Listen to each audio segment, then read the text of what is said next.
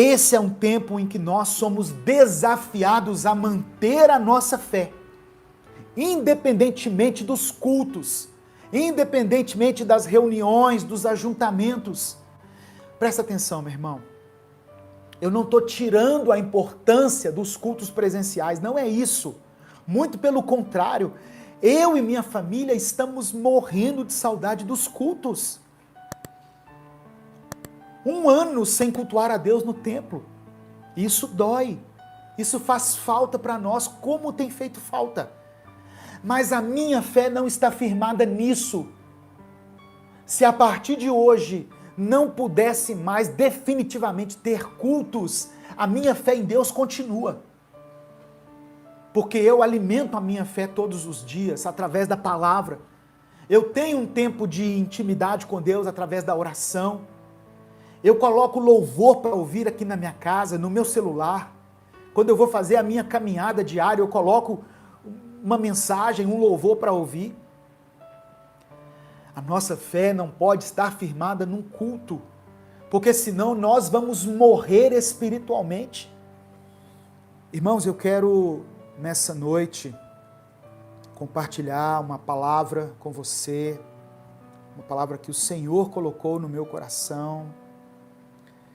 Eu gosto sempre de dar título, às mensagens, os irmãos já conhecem aqui, e essa mensagem, Deus tem falado muito ao meu coração sobre a fé. Se você vê várias mensagens que eu postei nos últimos dias, nos últimos meses, elas falam sobre a fé. Quando a gente lê em Hebreus sobre a galeria dos heróis da fé, nós nos deparamos com homens e mulheres ali que foram tremendamente usados pelo Senhor e que tinham como único diferencial a fé em Deus. Eles não eram super-homens, super-mulheres, eram pessoas que simplesmente tinham fé. E hoje Deus colocou no meu coração falar sobre uma figura na Bíblia que não está na galeria dos heróis da fé, mas que foi usada de uma forma tremenda, E o texto que eu vou ler está em 2 Reis, capítulo 5. Abra comigo a sua Bíblia em 2 Reis, capítulo 5, do verso 1 ao verso 5. Naamã, comandante do exército do rei da Síria, era muito respeitado e honrado pelo seu senhor, pois por meio dele o Senhor dera vitória à Síria. Mas esse grande guerreiro ficou leproso. Versículo 2. Ora, tropas da Síria haviam atacado Israel e levado cativa uma menina, que passou a servir a mulher de Naamã. Um dia, ela, a menina, disse à sua senhora: se o meu senhor procurasse o profeta, quando ela fala o meu senhor aqui, é Senhor com S minúsculo. Então ela está se referindo a Naamã. É como se ela estivesse dizendo assim: se o meu senhor Naamã procurasse o profeta que está em Samaria, ele o curaria da lepra. Naamã foi contar ao seu senhor o que a menina israelita dissera. Agora Naamã foi contar para o superior dele, para o rei. O rei da Síria respondeu: vai lá, Naamã, eu lhe darei uma carta que você entregará ao rei de Israel. Então Naamã partiu, levando consigo 350 quilos de prata, 72 quilos de ouro e 10 mudas de roupas finas. Irmãos, a história do comandante Naamã é muito conhecida no meio cristão. Talvez você que está assistindo aí, seja você evangélico, ou católico, ou espírita, talvez você já tenha ouvido falar de Naamã. Mas eu vou resumir um pouquinho aqui para você entender. Ele era um homem que tinha um alto cargo no exército um homem que era respeitado e admirado pelas pessoas. Olha quando eu li aqui no versículo 1 que diz assim: exército do rei, comandante do exército do rei da Síria, era muito respeitado e honrado pelo seu senhor. Então Naamã era um homem que tinha um alto cargo, que era assim admirado pelas pessoas, porque ele tinha comandado já muitas batalhas e tinha obtido vitórias nessas batalhas. Ele só tinha um problema: Naamã tinha lepra. Provavelmente a lepra de Naamã estava em um estágio inicial, porque apenas a família dele, os empregados da casa e aqueles amigos mais íntimos é que sabiam que ele era doente.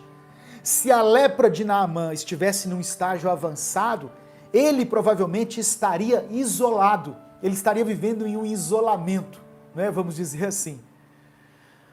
O que acontece a seguir é que Naamã, segundo o relato aqui, vai até o profeta Eliseu, e o profeta manda que ele mergulhe 7 vezes no rio Jordão. E então, a partir daquele momento em que ele mergulha 7 vezes no Jordão, ele é curado da sua lepra. Então, o resultado disso foi que Naamã creu no Senhor. Naamã passou a ser um grande homem de Deus. Ele acreditou em Deus, embora ele fosse sírio. E ele declara que no mundo inteiro não existe nenhum Deus a não ser o Deus de Israel. Então essa é uma história maravilhosa, onde uma pessoa incrédula tem um problema, uma doença incurável, mas é levada a conhecer a Deus, o Deus Todo-Poderoso, e nesse processo de cura, ele se converte ao Senhor. As palavras de Naamã, em 2 Reis, capítulo 5, versículo 15, revelam como ele se converteu a Deus. Diz assim, olha: então Naamã e toda a sua comitiva voltaram à casa do homem de Deus. Depois de ter mergulhado no Jordão, eles voltaram lá na casa de Eliseu. Ao chegar diante do profeta, Naamã lhe disse: agora sei que não há Deus em nenhum outro lugar, senão em Israel. Amém? É uma história bastante conhecida. Eu já ouvi várias pregações a respeito de como Deus tocou nesse homem, do significado simbólico que tem os 7 mergulhos no Jordão. E geralmente, nessa história, nós nos atentamos para 2 personagens que nós consideramos principais. O primeiro, o general Naamã, né, que representa a figura do homem contaminado pela lepra do pecado. E em segundo lugar, o profeta Eliseu, que representa Deus, que diante do quebrantamento e da humilhação, pode restaurar aqueles que estão doentes na sua alma, aqueles que estão contaminados pelo pecado. Mas hoje aqui nesse momento de culto, nesse momento tão singular que nós estamos vivendo, de isolamento, de pandemia, eu quero destacar a importância de uma pessoa que é mencionada nesse texto, que passa quase despercebida. O tema da mensagem é uma fé incondicional. E eu queria fazer essa ministração, pregar essa palavra, sob a ótica da menina que trabalhava na casa de Naamã. Muita gente falou de Naamã, muita gente falou de Eliseu, mas poucas vezes eu vi alguém mencionando a importância dessa menina que trabalhava lá. O texto disse que ela, conversando com a sua senhora, disse assim: se o meu senhor fosse até Samaria, lá tem profeta, lá tem homem de Deus, e o meu Deus poderia curá-lo. Olha, irmãos, que palavra forte. Uma menina que estava ali como escrava, que durante um momento de batalha, é o que diz o texto, foi feita escrava. E desde então, ela servia lá na Síria, longe de Israel, longe de Samaria. Mas quando ela vê o seu senhor Naamã com lepra, ela diz para a sua serva: oxalá o meu senhor fosse em Samaria, porque lá tem profeta de Deus, lá tem homem de Deus que poderia curá-lo. Aleluia, louvado seja o nome do Senhor, louvado seja o nome do Senhor. Irmãos, por que eu quero destacar essa menina hoje? Sabe por quê? Porque ela estava longe de Israel. Há algum tempo ela não estava em comunhão com os seus irmãos, ela não estava em contato com a casa de Israel. Naquela época não tinha telefone, não tinha um WhatsApp. Talvez na condição de escrava, ela não pudesse nem se comunicar com seus parentes, nem através de carta. Mas mesmo assim, ela mantinha a sua fé em Deus. Eu imagino aquela menina fazendo cultos sozinha. Talvez sozinho como você está aí, olhando para esse celular, ou olhando para esse notebook, ou olhando para essa TV. Eu imagino ela fazendo seus cultos sozinha, no seu quarto, clamando a Deus sozinha. Outra coisa, talvez ela não tivesse nem acesso mais à palavra de Deus, mas a palavra estava gravada no seu coração, a palavra estava dentro do seu coração. Você percebe onde eu quero chegar, meu irmão? Essa menina, cujo nome a Bíblia nem menciona, representa a igreja. A igreja que hoje é impedida de cultuar a Deus nos templos, mas que não se esqueceu do poder e da glória do Senhor.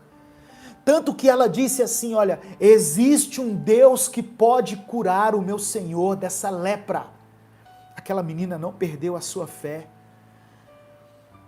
Fala de uma igreja que nunca pode deixar de pregar o amor e o poder de Deus, mesmo em meio a circunstâncias adversas.